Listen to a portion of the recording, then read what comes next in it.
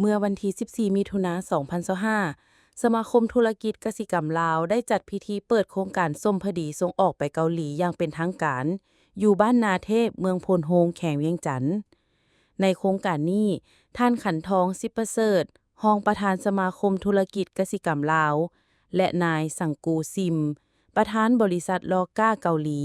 ได้เซ็นสัญญาซื้อขายส้มพอดีแห้ง120ตน นี่แม่นบาทก้าวสำคัญในการเสริมสร้างการร่วมมือลาวเกาหลีด้านกสิกรรม ท่านบุญเลิศหลวงประเสริฐรองประธานสภาการค้าและอุตสาหกรรมแห่งชาติลาว ได้เป็นประธานในพิธีและเปิดงานอย่างเป็นทางการ มีท่านบุญเทียงรัตนวงศ์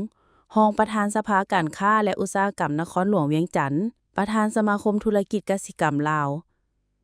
ในพิธีนี้มีบรรดาผู้เข้าร่วมหลายท่านได้กล่าวมีคำเห็น เริ่มต้นด้วยท่านบุญซูภาวิเศษรักษาการเจ้าเมืองนาไซทอง ท่านสมวันทองนามวงศ์ห้องหัวหน้ากรมส่งเสริมกสิกรรมและสหกรณ์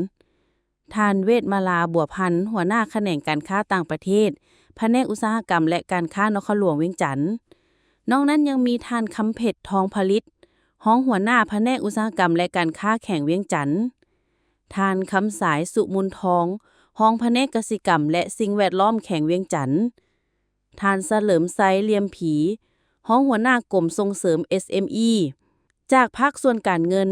มีท่านบุญซอดฟองสนิทจากธนาคารนโยบายตัวแทนธนาคารส่งเสริมกสิกรรมท่านเพชรสุรพล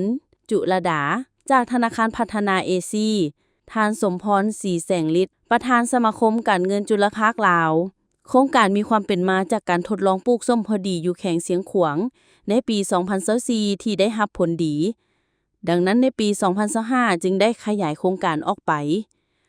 ปัจจุบันมีกลุ่มผู้ปลูก 6 กลุ่มเข้าร่วมโครงการ รวมเนื้อที่ 2,125 เฮกตาร์ ในนี้มีสหกรณ์ 3F ที่มีเนื้อที่ปลูกใหญ่ที่สุด 2,000 เฮกตาร์ สิ่งที่น่าสนใจของงานนี้แม่นการนำเสนอเทคโนโลยีใหม่ โดยได้สาธิตการนำไส้เรือบินบ่มีคนขับ หรือโดรนมาช่วยในการพ่นให้อาหารต้นไม้ สิ่งนี้จะช่วยลดผ่อนต้นทุนและเพิ่มประสิทธิภาพในการผลิต การเฮ็ดเวียกร่วมกันนี้บ่เพียงแต่จะส่งเสริมการส่งออกสินค้ากสิกรรมของลาวเท่านั้น แต่ยังเป็นการจัดตั้งปรับขยายนโยบายของรัฐบาล เพื่อผลิตภายในเพื่อทดแทนการนำเข้า และส่งเสริมการผลิตกสิกรรมเป็นสินค้าส่งออก นอกจากส้มพอดีแล้ว โครงการยังมีแผนจะขยายไปเป็นพืชอื่นอีกเช่นหมากงาดำและงาขาว แนวพันธุ์หอมบัว และพืชอื่นๆที่มีความต้องการในตลาดสากล สำหรับผู้ที่สนใจเข้าร่วมโครงการ